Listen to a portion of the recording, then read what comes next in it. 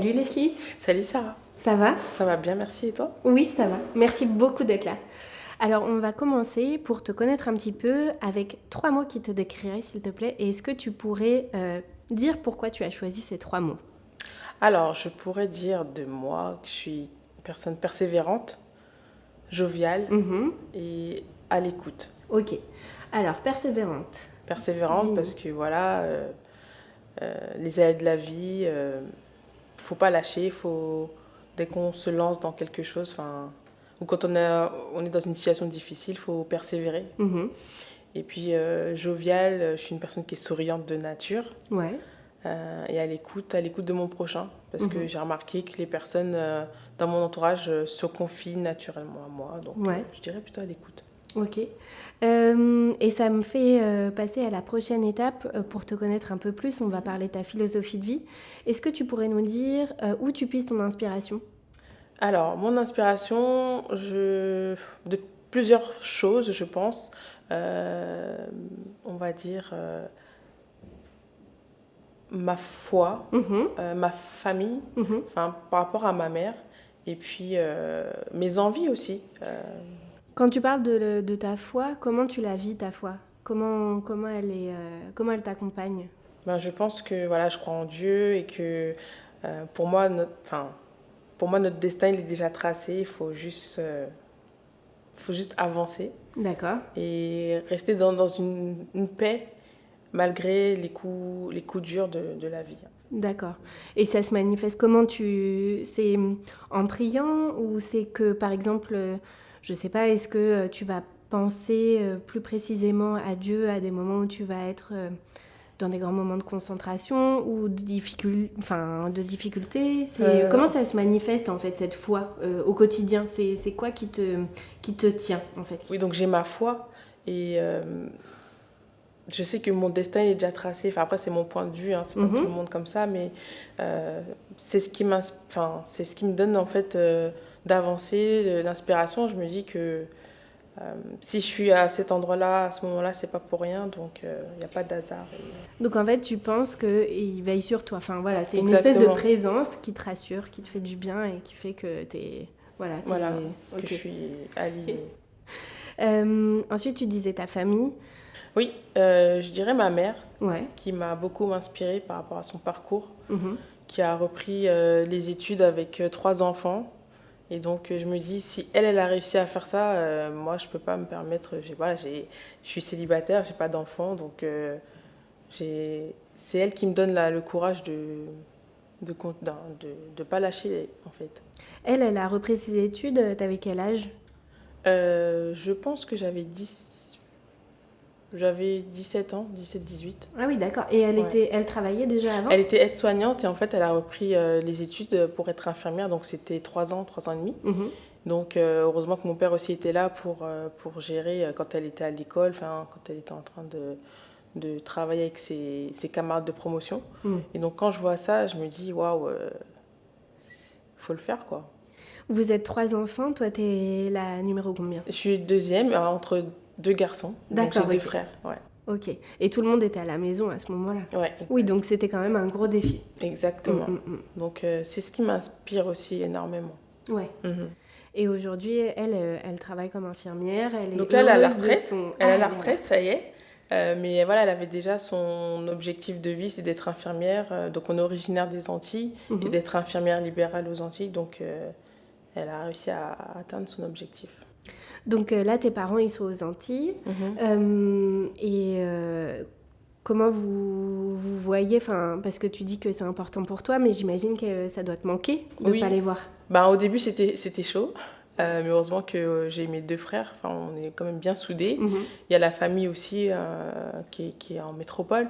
Mais par rapport à mes parents, alors c'est vrai que pour t'expliquer, ma mère est partie définitivement aux Antilles quand je suis partie 1 an aux États-Unis. D'accord. Donc en fait, c'était la vraie, c'était voilà, la vraie cassure.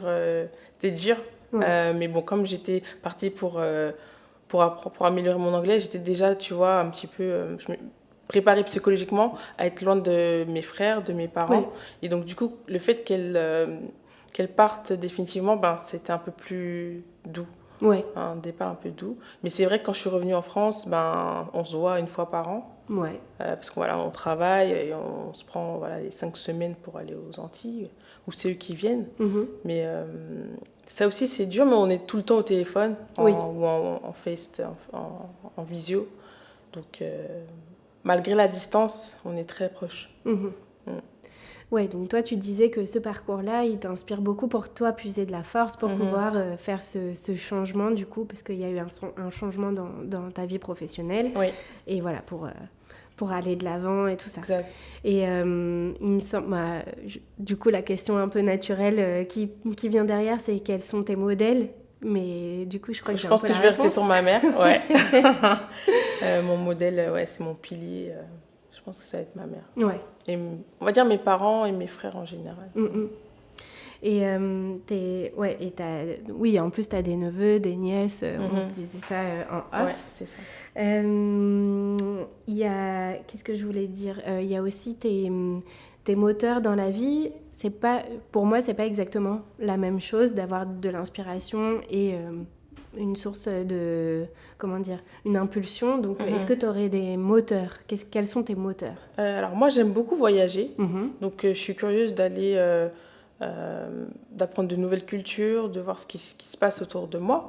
Donc voyager, j'aime beaucoup manger, donc découvrir des saveurs, d'autres saveurs culinaires. Mhm. Et puis passer des moments vraiment de qualité avec mes proches. Voilà. Et là, tu as fait des voyages récemment? Mon dernier, c'était en Espagne. Mais c'est vrai que j'ai pu voyager, par exemple en Asie, j'ai fait un tour d'Asie. J'ai été aux États-Unis, au Canada, au Brésil. Puis j'ai fait quelques pays d'Europe. Mais mon prochain objectif, là, c'est de faire l'Afrique. Ouais, j'aimerais beaucoup faire un tour d'Afrique, quelques pays d'Afrique. Ouais. Ok.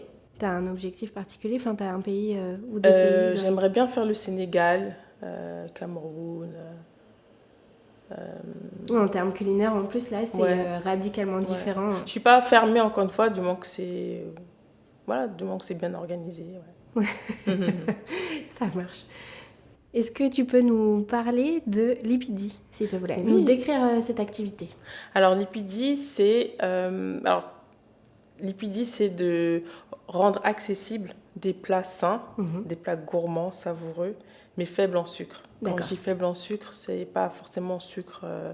Quand on entend sucre, c'est les desserts, mais c'est dans les plats faibles en sucre lent et sucre rapide. Pour les D'accord. personnes qui sont dans la recherche du mieux manger et qui, pour une personne comme moi qui suis sédentaire, Oui. je passe 8 heures de temps devant un écran. Je vais effectivement à la salle, je vais au sport, mais pour une personne qui reste, qui est sédentaire, c'est une alimentation qui me convient très bien. Alors, j'ai plein de questions. Comment t'en es venue à cette activité? Comment t'as découvert l'alimentation faible en sucre? Alors, en fait, moi, j'ai une peau acnéique et j'ai testé les produits, j'ai testé les crèmes, mais je ne voyais pas d'amélioration. Et je me suis dit, ça doit venir de ce que je mange. Enfin, il faut que je cherche quelque chose, une solution qui vient de l'intérieur. Donc, en fait, je me suis dit, ok, je vais faire un rééquilibrage alimentaire. Et j'ai découvert, en fait, cette alimentation de faible en sucre. On sait que le sucre, c'est un tueur silencieux, en fait. C'est pas bon pour nos cellules. Donc, en réduisant le sucre, j'ai vu une amélioration de ma peau. D'accord. Et puis, j'ai vu que c'est une alimentation qui me convient bien parce que moi, je suis une personne, c'est vrai que je suis plus salée que sucrée. D'accord. Donc, voilà, c'est des plats gourmands comme la charcuterie ou s'il faut faire des raclettes, tu vois. En tout cas, c'est une alimentation qui me convenait, qui me convenait bien. Mais l'acné, enfin après il y a plusieurs niveaux d'acné. Tu avais beaucoup d'acné, c'était vraiment J'avais handicapant. Pour une femme, moi je trouve que c'est handicapant, ouais. Ouais. Surtout que j'avais pas vraiment de confiance en moi. Ok. Et s'il y a les boutons qui se rajoutent en termes de j'étais pas bien dans ma peau. T'étais pas bien dans ta peau donc du coup, je me suis dit il faut que je fasse un truc. Et en même temps, en réduisant le sucre, j'ai redessiné ma silhouette. J'ai perdu 10 kilos. D'accord. Donc et j'ai pas repris en fait depuis. Donc c'est vraiment une alimentation. Maintenant, c'est mon hygiène de vie. C'est ce qui me convient. Ça convient pas à tout le monde, je l'entends. Mais en tout cas, c'était très, très bénéfique pour moi. Donc, Ouais. c'est pour ça que je voulais aussi le partager aux autres, me dire, on n'en parle pas assez en France, en fait. C'est plus On en- connu dans d'autres aux pays? États-Unis, Mhm.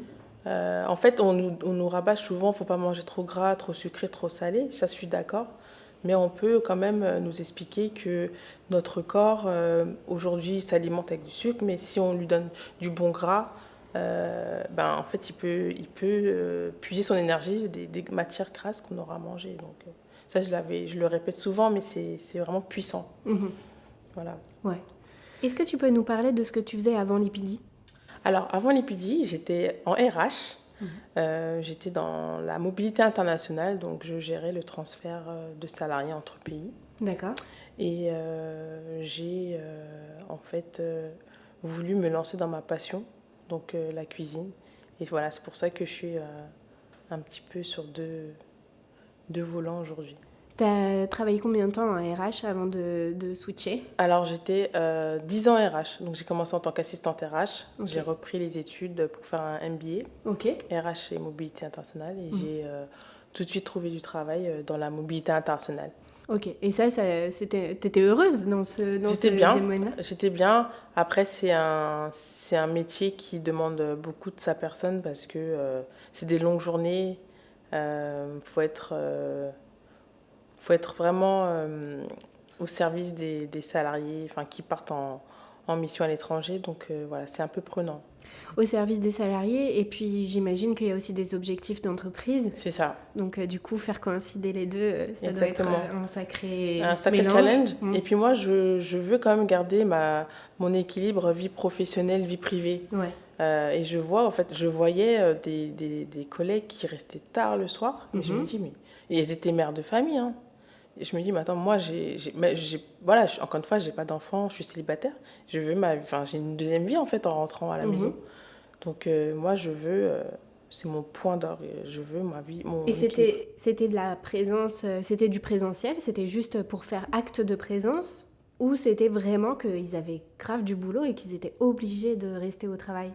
C'était quoi la raison pour laquelle ils restaient si tard? Il y a plusieurs raisons, en fait, en fonction des personnes. Soit c'est parce qu'il y a beaucoup de boulot, soit c'est des personnes, peut-être que c'est un petit peu tendu à la maison, donc on reste un peu plus tard au boulot. Mais c'était pas forcément une culture d'entreprise, tu sais, parce qu'il y a ces entreprises où si tu pars à 17h, même si tu as fini ton travail, Ouais, c'est ouais. très mal vu. Est-ce que, voilà, c'était Je plutôt... pense que c'est. Je vais pas généraliser, mais dans la majorité des cas, c'est un peu mal vu de partir à l'heure, quoi. Ouais, c'est ça. Ouais, mais bon. Bon, et toi, au bout d'un moment, voilà, t'as senti que c'était un peu la fin pour toi? Ou comment ça s'est terminé, cette aventure salariale? Alors j'ai un petit peu craqué parce que voilà, je suis partie en vacances, j'avais pas de backup, je suis revenue, j'avais une tonne de mails, enfin voilà, on va dire, c'est pas que j'ai pas suivi, mais cette charge de travail, j'étais sous l'eau et ça m'a un petit peu, ouais, je pense que j'ai fait un burn-out. J'aime pas dire ce mot-là parce que je me sens, pour moi, c'est comme si tu étais faible, mais non, c'est l'entreprise qui a pas fait les choses correctement. Enfin, on a tous le droit de partir en vacances. Ouais. Faut s'organiser pour avoir un remplaçant, en fait. Donc, voilà. Et puis, comme c'est à cette période-là où j'ai voulu, après ma phase de down, je sais pas comment je pourrais le dire en français, mais j'ai voulu en fait prendre soin de moi. Et c'est un petit peu ce qui s'est passé en voulant, tu vois, rééquilibrer mon alimentation par rapport à ma peau. Je me suis dit, c'est une façon de prendre soin de toi ici, puis de rebondir en fait. Il faut se relever et on avance. Donc en fait, t'as fait t'as eu ce moment de rupture au travail. Tu t'es dit, bon, allez, on avance, je prends soin de moi. Là, t'as engagé ce rééquilibrage alimentaire. Oui. C'est ça. Et ensuite, t'as eu cette... et t'as paru l'opportunité de créer ta propre entreprise. C'est ça. En fait, depuis longtemps, je voulais me lancer dans un business, mais j'avais pas le truc qui fait que ça me ressemble, ça résonne dans mon esprit. Et effectivement, quand je fais un flashback, je vois que j'ai toujours aimé faire à manger, toujours aimé servir, tu vois. Et ben, en fait, et puis rendre accessible aussi ces plats, parce qu'ils sont, je comprends pas en fait les industries, qu'est-ce qu'elles font? Elles ont plus de budget et elles font rien, donc Est-ce que ça coûte plus cher de faire des plats Ah oui, faibles en sucre? oui, parce qu'on n'utilise pas les mêmes ingrédients. Ouais. La farine de blé qui est... bon, là, je parle pas de l'inflation et de la hausse des prix, mais Non, non, non, bien c'est sûr. des produits qui sont très, très bien margés, donc qui coûtent pas finalement très cher, alors que je vais utiliser, par exemple, de la farine d'amande qui est plus chère que la farine de blé. Ouais. Du Donc, coup, on a un peu notre réponse. voilà. Pourquoi les industriels Yes. ne nous donnent pas les bonnes choses à manger? Ouais. Même si ça doit sûrement être plus compliqué que ça. Mhm. Ok, donc tu as cette transition. Tu dis que tu voulais depuis longtemps monter ton business, mais sans avoir l'idée. Mais qu'est-ce qui t'attire dans l'entrepreneuriat? Enfin, Ben, en fait, je suis consciente que si je monte mon business, je travaille pour moi et pas pour le rêve d'un autre, en fait. d'accord. Que si je me lève le matin, ben c'est pour moi, en fait. Et aujourd'hui, tu sens ça?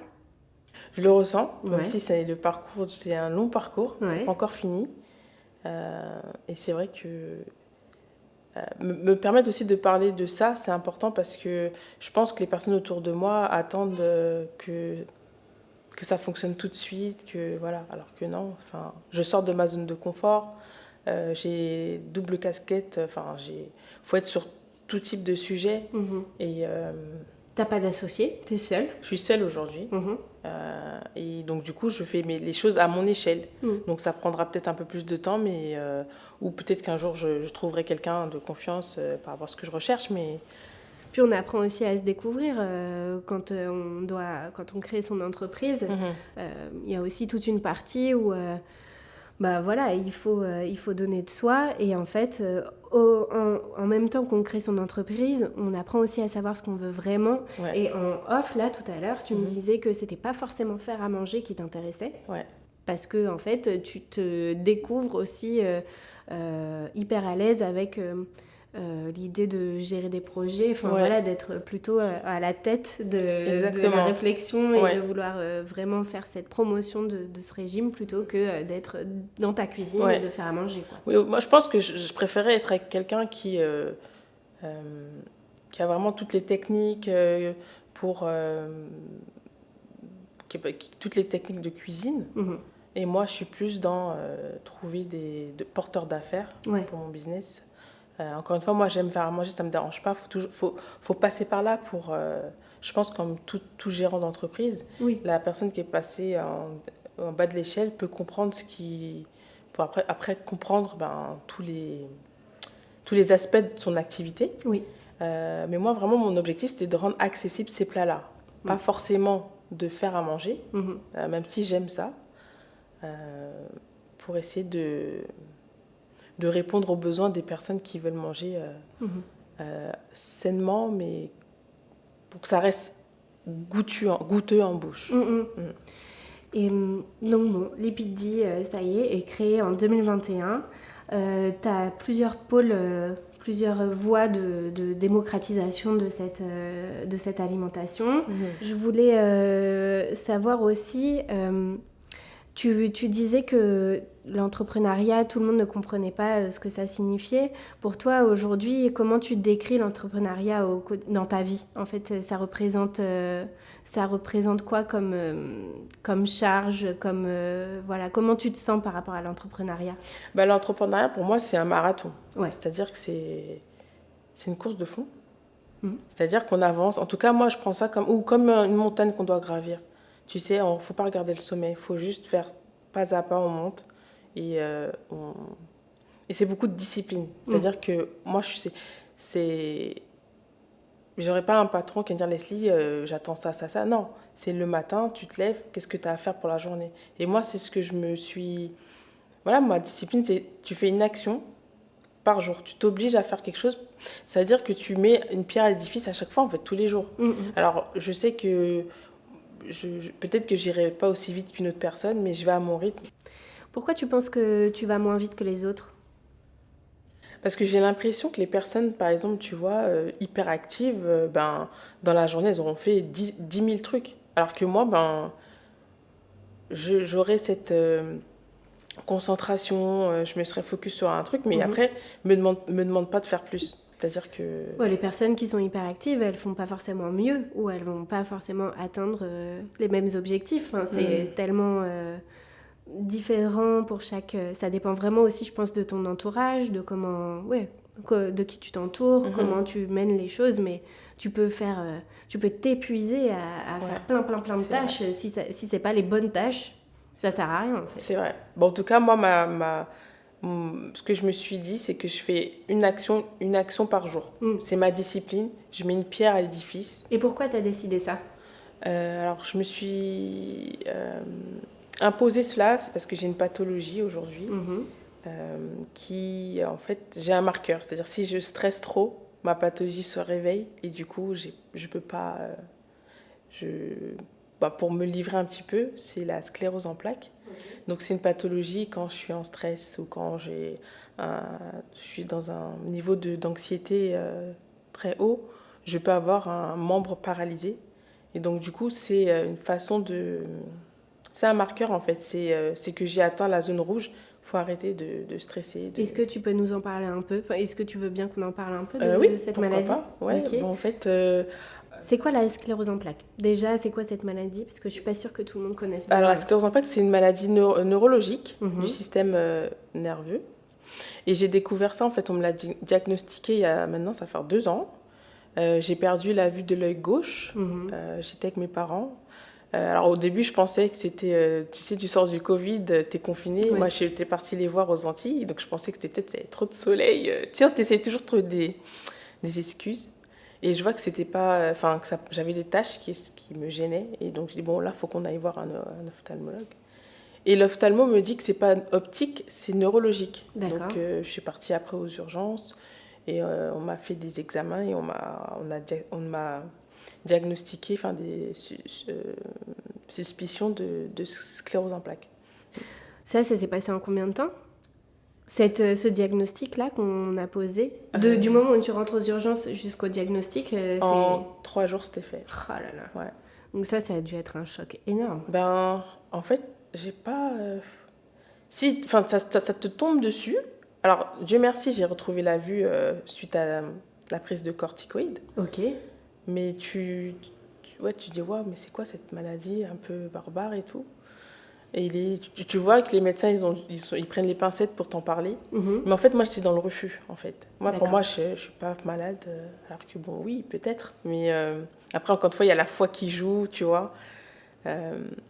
Voilà. Et ça se soigne? Alors, ça se soigne. Disons qu'il y a un traitement D'accord. pour que la maladie soit plutôt maintenue. D'accord. Pour pas Pour faire... stopper On appelle ça des l'évolution? poussées, en fait. Ok. Quand tu as des poussées, c'est que ton corps s'enflamme. Donc, et ça crée des paralysies. J'en ai eu 2, D'accord. mais je sais pourquoi j'en ai eu. Et du coup, maintenant, je sais qu'il faut plus que je stresse. Il faut pas Donc, que je mette... Ouais, tu dis je sais pourquoi, c'est donc à chaque fois que tu as eu des gros stress, des grosses Ouais. périodes de stress, c'est Ouais. ça? J'ai eu des grosses périodes de... Ouais, j'étais anxieuse et puis stress. Et donc, la première fois, c'était la perte de la vue. Et la deuxième fois, j'étais paralysée de la joue. D'accord. C'était quand je rentrais la première fois dans la cuisine professionnelle. Je me suis mis tellement un point, je sais, je lance mon projet, que je sais pas, je me suis stressée toute seule. Et la perte de l'œil, t'avais vécu un stress aussi juste avant, du coup? En fait, il y avait une situation qui m'avait pas plu Ok. et qui m'a fait péter un câble. Ok. En fait, je pense que, en fait, moi, je suis une personne introvertie. Mhm. Donc, en fait, c'est comme une soupape, comme un... Tu t'emmagasines et après, ça explose. Ben, c'était ça, en fait. D'accord. C'est-à-dire que moi, je suis une personne qui retient tout. Et en fait, mon corps me le ressort un peu comme ça, quoi. Ouais. Donc, jusqu'à aujourd'hui, j'ai plus de poussée. Mais c'est parce que je me fais je m'impose de ne plus stresser, en fait. Enfin, c'est compliqué, mais... Donc en fait, tu te soignes, avec beaucoup de prévention, donc prévention du stress. Ouais. J'ai un T'as traitement. un peu quand même un traitement. J'ai un traitement. C'était piqûre 3 fois par semaine. Ah ouais. Mais pour être encore transparente, je les prends pas depuis un moment parce que ça me saoule de me piquer et j'ai pas envie de prendre des médicaments sous format comprimé qui agressent un peu plus le corps. D'accord. Donc je me suis dit, ok Leslie, ta façon de te soigner, ça va être ce que tu manges. Parce qu'en fait, j'ai découvert aussi que baisser le sucre, c'est très bon pour le cerveau, pour pas, encore une fois, le sucre, pour les cellules, c'est inflammatoire. Donc, c'est un peu mon remède, quoi. D'accord.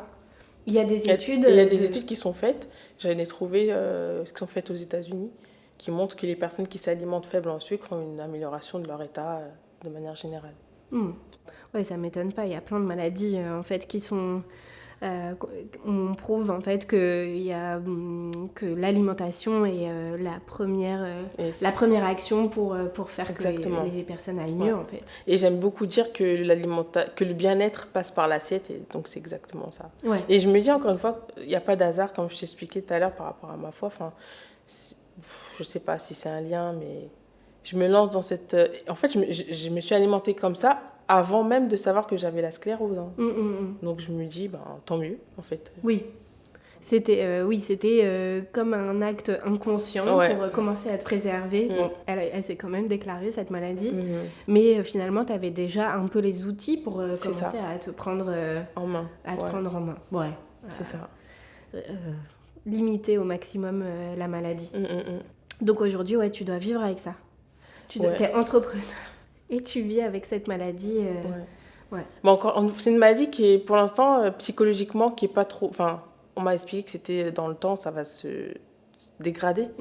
Donc là, j'ai tous mes membres qui sont fonctionnels, mais... Donc aujourd'hui, pour moi, je suis pas malade. D'accord. Même si, tu vois, quand je fais des IRM de contrôle, tu vois qu'il y a des lésions. Ça évolue quand même. C'est quand même actif, ouais. D'accord. Et tu l'as dit au médecin que tu avais arrêté ton traitement ? Enfin, je lui ai expliqué qu'il est conscient que je suis un peu une rebelle, c'est-à-dire que j'ai pas envie de prendre un traitement plus lourd. En fait, comme il a vu que j'avais fait 2 poussées très proches, il a dit peut-être qu'il faut augmenter le traitement. D'accord. Mais depuis que j'ai arrêté et que je m'alimente faible en sucre, j'ai pas fait de poussée depuis 1 an. Donc, c'est fou. Je me dis que on va continuer comme ça. Bah ouais. Même si je pense que le médecin va me dire non, c'est pas bien parce que vous avez des lésions, mais c'est ma responsabilité. Donc bon, donc une chose après l'autre, une tâche après l'autre pour Lipidi. C'est quoi l'objectif de Lipidi ? Où tu veux emmener l'entreprise ? Alors moi, j'aimerais vraiment... Alors j'ai plusieurs activités. J'ai l'organisation d'ateliers culinaires pour vraiment apprendre aux personnes à cuisiner faible en sucre. Et puis aussi, que ça soit en fait démocratisé, c'est que ça ne choque plus de dire c'est faible en sucre ou c'est sans gluten, tu vois. J'aimerais par exemple vendre des plateaux repas aux entreprises ou même commercialiser dans les grandes surfaces des produits qui sont faibles en sucre. D'accord. Voilà. Donc ça, c'est là où on voudrait... C'est ma vision, ouais. Ok. Est-ce que tu peux nous dire pourquoi tu as voulu raconter ton histoire ? Alors, j'ai compris que quand on se lance dans un projet, on veut savoir ce qui se cache derrière. Donc, je me suis fait un petit peu violence parce que, voilà, au début, moi, je voulais pas forcément qu'on sache que c'est moi. Mais je pense que c'est intéressant aussi que les gens sachent que, voilà, c'est Leslie, c'est son parcours, son vécu, et que peut-être je peux inspirer d'autres personnes, voilà. Pourquoi tu voulais pas raconter ton histoire ? Pourquoi tu voulais pas que les gens sachent qui tu es ? Je pense que c'est ma personnalité, un peu réservée. J'ai pas envie de gêner les autres. Voilà, je me suis dit, ou même par pudeur ou par... je voulais pas m'exposer. Je voulais juste faire du bon travail sans qu'on sache qui se cache derrière. Mais aujourd'hui, c'est plus trop possible. Donc, je me prête au jeu. Donc, j'essaye de faire des vidéos où je parle de moi, où je m'expose un peu plus. Oui, c'est ce qu'on disait. En fait, quand on est entrepreneur, on doit tellement sortir ses tripes, on doit tellement donner de soi qu'en fait, du coup, il faut parler de soi aussi. C'est ça. Et puis, c'est sortir... Pour moi, c'était de rester tapis dans l'ombre, c'était une zone de confort. Il faut sortir de cette zone de confort encore. C'est ça, en fait, la vie entrepreneuriale. C'est beaucoup, tu pousses les murs, c'est inconfortable, mais quand après tu as réussi à te familiariser, c'est bon. En fait, Ouais. maintenant, là, j'arrive, voilà. Oui, est-ce que ça t'a fait du bien de casser Ouais, ces... je pense que ça m'a fait du bien. Parce que voilà, c'est ma nouvelle vie, entre guillemets. Donc, il faut être à l'aise avec ton image. Mm. Et ouais, montrer aussi aux autres ce que c'est que l'entrepreneuriat en tant que tel, quoi. Que c'est pas juste ça marche pas. C'est un peu le parcours du combattant. Mm. C'est-à-dire que... et puis, il faut être agile, il faut s'adapter à ce que tu rencontres chaque jour. Alors, il y a souvent des personnes qui... C'est gentil, hein, mais on me demande, alors ça va? Enfin, ça se passe bien. Et puis, ça se passe bien. C'est-à-dire que j'avance, je fais mon petit bonhomme de chemin. Maintenant, par rapport au retour client, il y aura encore un petit peu de travail à faire. Mais c'est vrai que je ressens, quand la personne me demande ça, que ben, ça ne fonctionne pas ton truc. Mais ça, c'est un process, c'est un processus. C'est comme une femme enceinte. Si tu accouches au bout de 3 mois, ça ne va pas, quoi. Donc, il faut attendre que dans 9 mois, ben, j'aurai peut-être autant de clients qu'espéré. Oui, c'est ça, c'est que en fait, l'entrepreneuriat, ça marche pas du jour au lendemain et que toi, tu fais tout toute seule. Ouais. Et c'est vrai que mon équipe, c'est moi. Ouais. C'est-à-dire que je suis un petit peu sur tous les fronts. Et heureusement que j'ai de belles rencontres qui me permettent quand même d'avancer. Malgré voilà, la situation voilà, où je suis actuellement. Enfin, pour parler franchement, par rapport au budget qui est limité, parce que voilà, je suis seule. Mais encore une fois, j'ai un bon pilier avec la famille. Donc, ils ont compris et ils m'aident beaucoup. De toute façon, c'est comme il y a cette notion de risque aussi, je trouve, quand on est entrepreneur. Quand tu prends un risque, c'est aussi une manière d'avancer, mais il faut trouver l'énergie pour prendre le risque. Et donc, du coup, c'est là qu'il y a tout ce dialogue intérieur qui te dit, bon, bah, ok, est-ce que j'y vais, est-ce que j'y vais pas? Et là, tes personnes ressources dont on parlait au début de la discussion sont essentielles, en fait. Ouais, c'est ça. Je pense que ouais, voilà, ma foi, ma famille, mon entourage, c'est important. Et je me suis aussi, comme je t'ai expliqué, j'ai fait ma bulle de sécurité, c'est-à-dire que je m'entoure que de personnes bienveillantes, mais vraiment bienveillantes. Et comme, ouais, qui ne me veulent pas du mal et ne vont pas me lâcher des mots, des réflexions bizarres qui servent à rien en fait, qui ne font pas avancer les choses. Donc, ouais. C'est important. Bon, merci beaucoup parce que franchement ton parcours il est vraiment impressionnant en fait quand tu mets bout à bout la maladie, le burn-out. Là je mets que les choses entre guillemets négatives mais ça ne l'est pas parce qu'on sent bien qu'à chaque fois c'est aussi des leviers pour que tu passes à autre chose, pour que tu fasses, que tu crées quelque chose d'hyper positif malgré tous ces aspects-là. Dans tout ça, tu crées ton entreprise, tu arrives à t'adapter par rapport à cette maladie et à faire que ça avance et à réfléchir toujours, chaque jour à comment la faire évoluer. Donc moi, je trouve que c'est vraiment hyper... c'est très touchant et ça donne beaucoup de courage en fait. On se dit, bah... Si elle peut le faire, on peut y arriver, quoi. Enfin, vraiment, ça force le respect. Vraiment, merci. Je trouve ça hyper beau. Bon, en tout cas, si je peux inspirer d'autres personnes, voilà, quelle que soit votre situation et vous avez envie de faire quelque chose, ne vous arrêtez pas. Voilà. T'aurais un conseil, d'ailleurs? Un truc qui serait plus... Je sais pas... un conseil à donner à quelqu'un qui aurait envie de se lancer, mais qui n'ose pas? Je pense qu'il faut faire. Ouais, faut arrêter de... En fait, moi, mon problème, c'est que j'étais beaucoup derrière l'ordinateur à essayer d'avoir des choses carrées. Ok, j'ai mon plan d'action, tout ça. Mais non, en fait, il faut y aller. Il faut aller sur le terrain. Et c'est les clients, c'est les personnes autour de toi qui vont te donner des vrais retours. Et pas des choses, c'est virtuel ou c'est... Non, je pense que si vous avez quelque chose en tête, que c'est... plus ou moins réfléchi, il faut y aller en fait. C'est trop un bon conseil. C'est ça. Bon, on va bientôt terminer cet entretien. Est-ce que tu pourrais me dire ce que c'est pour toi une personne extraordinaire? Pour moi, une personne extraordinaire, c'est une personne ordinaire qui fait des choses extraordinaires. Un peu comme nous, je pense. Ouais, c'est clair. Voilà, pour changer le monde. Et dernière question, quel serait ton repas idéal? Mon repas idéal, alors vous allez vous moquer de moi, mais Vas-y. voilà, je mange keto. Mhm. Et c'est vrai que j'ai mes cousins qui se moquent de moi. Je mange keto, mais pas avec des pommes de terre. C'est avec des choux-fleurs. D'accord. Donc, testez Ok. raclette choux-fleurs. Raclette Ouais. chou-fleur. Le fromage Ok. qui dégouline sur les choux-fleurs et la charcuterie, c'est génial. Ok. Et tu serais entourée de qui? Ta famille, tes Ouais. amis? Ouais. Après avoir mangé, on se fait une petite partie de Uno. Ah, trop Et bien. voilà. Ça marche. Bon, bah, merci beaucoup, Leslie. Merci d'avoir Merci à... partagé tout ça. Parce que c'est pas facile de se livrer. Et franchement, on a appris plein de choses grâce à toi. Donc, merci beaucoup. Merci de m'avoir invitée en tout cas. À très Merci. bientôt.